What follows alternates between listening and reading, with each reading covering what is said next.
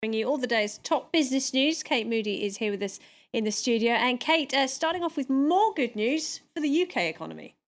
Hi, Laura. Yeah, that's for the labour market at least. The UK's reported a large and slightly surprising drop in unemployment.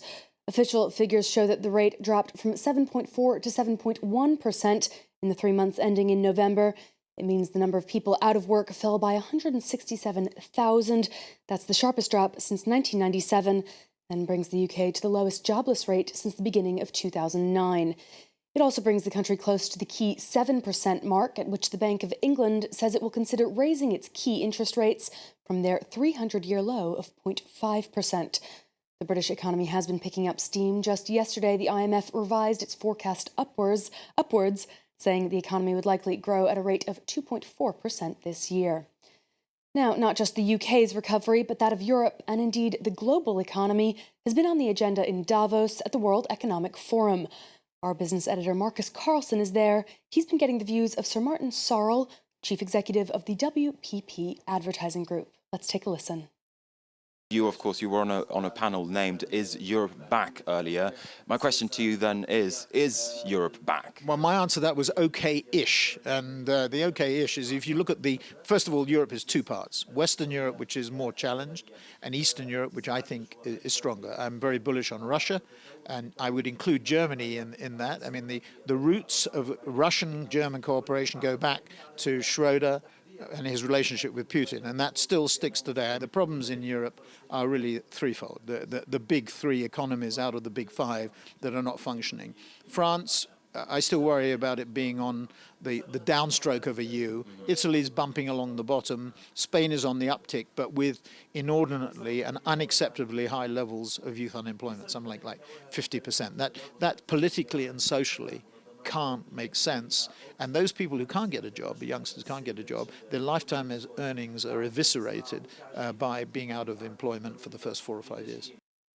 Let's move on and take a look at the markets now. The UK's jobless data saw the pound sterling rise to a one-year high against the euro. London's FTSE, though, closed down a little bit, as did the DAX in Germany. The CAC 40 here in Paris ending the day in positive territory. A mixed picture on Wall Street too. The Dow Jones declining there. This in part because of some disappointing results from the computer giant IBM. We'll have more on that in just a minute. For now, though, problems for Ronald McDonald here in France. McDonald's say that French tax authorities have searched its offices, but denies a report that the company hid profits in tax havens. The weekly magazine L'Express, citing tax officials, says the French budget ministry suspects the fast food chain of owing up to 2.2 billion euros in taxes since 2009. Claire Murphy has the story. With over 1,200 restaurants across France, the Golden Arches are a familiar sight. But now claims that income from more than a quarter of these franchises has not been properly declared. French publication L'Express claims the fast food giant has been using Swiss and Luxembourg subsidiaries to avoid French corporate taxes. The magazine claims McDonald's main office outside Paris was searched last October.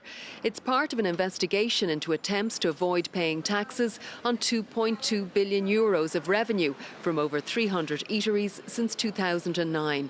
But on Tuesday, the chain firmly refuted the allegations. It confirmed inspectors searched its headquarters, but called it a regular control procedure.